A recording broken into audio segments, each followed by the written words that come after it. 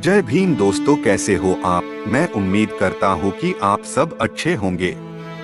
आज की वीडियो में हम ये जानेंगे कि डॉक्टर भीमराव अंबेडकर की मृत्यु कैसे हुई और भीमराव अंबेडकर को किसने मारा। इस वीडियो में मैं आपको बाबा साहेब की मृत्यु कैसे हुई इसकी पूरी जानकारी दूंगा। बस आप हमारे साथ ऐसे ही अंत तक इस वीडियो में बने रहे। मैं आपके लिए रोजाना बाबा साहेब के जीवन से जुड़ी वीडियो लेकर आते रहता हूँ। बाबा साहेब को मानने वाले लोग चैनल को सब्सक्राइब कर ले। तो चलिए शुरू करते हैं इस वीडियो को। आज तक हमने बाबा साहेब डॉक्टर भीमराव अंबेडकर के जीवन संघर्ष को पढ़ा, उनके द्वारा लिखे गए संविधान को जाना और जिया है। बाबा साहेब द्वारा की गई सामाजिक क्रांति के इतिहास को पढ़ा। हिंदूपन के जातिवाद ने किस कदर उनको कदम कदम पर अपमानित किया और कैसे उनको ठेस पहुंचाई, सब कुछ जाना। मगर बाबा साहेब डॉक्टर अंबेडकर को किसने मारा, इस सच्चाई को तीव्रता से जान नहीं पाए हैं। देश के पहले कानून मंत्री एवं संविधान निर्माण में अमूल्य योगदान देने वाले डॉक्टर भीमराव अंबेडकर की मृत्यु कैसे हुई। क्या सच में भीमराव अंबेडकर को किसी ने मारा था? अगर ये सच है कि भीमराव अंबेडकर की हत्या की गई थी, तो आपको ये जानना जरूरी है कि आखिर क्यों भीमराव अंबेडकर की हत्या हुई और किसने भीमराव अंबेडकर को मारा। इन सभी सवालों के जवाब ढूंढने के लिए हमने हर एंगल से सच ढूंढने की कोशिश की, लेकिन सबसे पहले आपको बता दें कि भीमराव अंबेडकर की मृत्यु 6 दिसंबर 1956 को हुई थी। बताया जाता है कि भीमराव अंबेडकर की मृत्यु मधुमेह रोग के कारण हुई थी, लेकिन पिछले वर्षों एक आरटीआई आवेदन यानी कि सूचना का अधिकार के तहत भीमराव अंबेडकर की मृत्यु के कारण को पूछा गया था। लेकिन इसके बाद गृह मंत्रालय ने आरटीआई के जवाब में ये बताया कि भीमराव अंबेडकर की मृत्यु के बारे में गृह मंत्रालय के पास कोई भी दस्तावेज या जानकारी नहीं है। फिर ऐसी स्थिति में सवाल खड़ा होता है कि देश के पहले कानून मंत्री भीमराव अंबेडकर और पंडित जवाहरलाल नेहरू, इन दोनों के बीच भले ही कई बातों पर खटास हो, लेकिन पंडित नेहरू और भीमराव अंबेडकर, इन दोनों के बीच काफी अच्छे संबंध भी थे। फिर सवाल ये आता है कि गृह मंत्रालय को भीमराव अंबेडकर की मृत्यु के बारे में कुछ भी पता नहीं, यह कैसे हो सकता है।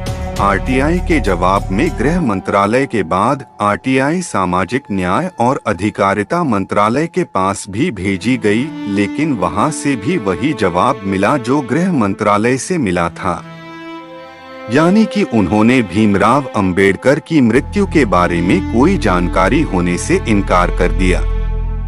इसके बाद अंबेडकर फाउंडेशन को भी सूचना प्राप्त करने के लिए आवेदन भेजा गया, लेकिन उन्होंने भी मना कर दिया। हमने जब इंटरनेट पे डॉक्टर भीमराव अंबेडकर की मृत्यु का कारण जानने के लिए अपने सोर्स लगाने शुरू किए, तो हमें इंटरनेट पर भी कोई विश्वसनीय जानकारी नहीं मिली।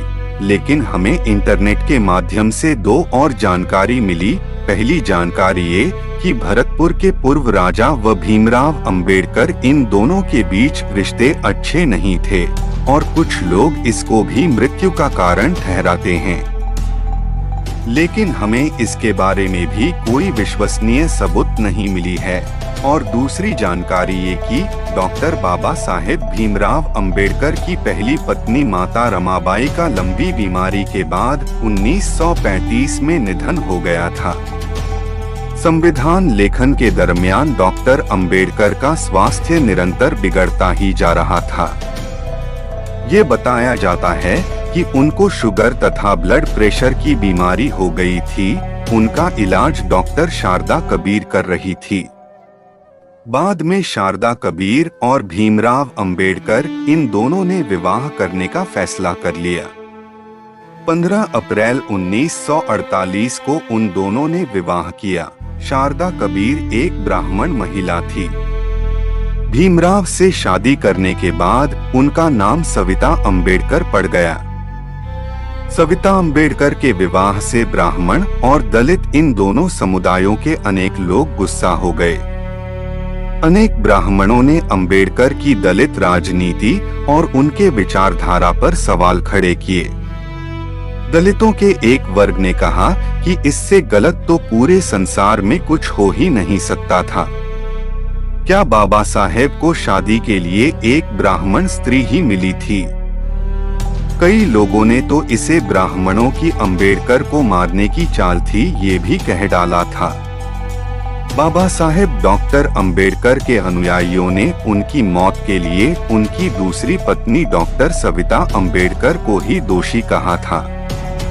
पूरे देश के करोड़ों अंबेडकरवादियों ने अपील की कि सविता अंबेडकर की जांच पड़ताल होनी चाहिए।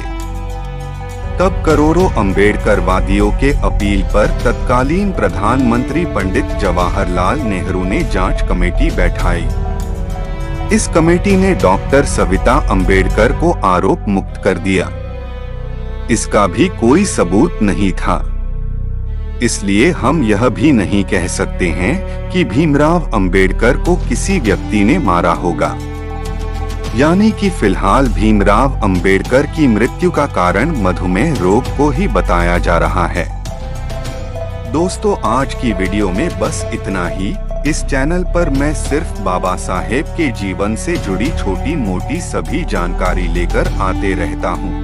यदि आप बाबा साहेब को पसंद करते हो और बाबा साहेब के बारे में और अधिक जानना चाहते हो तो हमारे बाबा साहेब अंबेडकर साहेब जी यूट्यूब चैनल को अभी सब्सक्राइब कर लीजिए। वीडियो को पूरा देखने के लिए धन्यवाद। आपका दिन शुभ हो। जय भीम।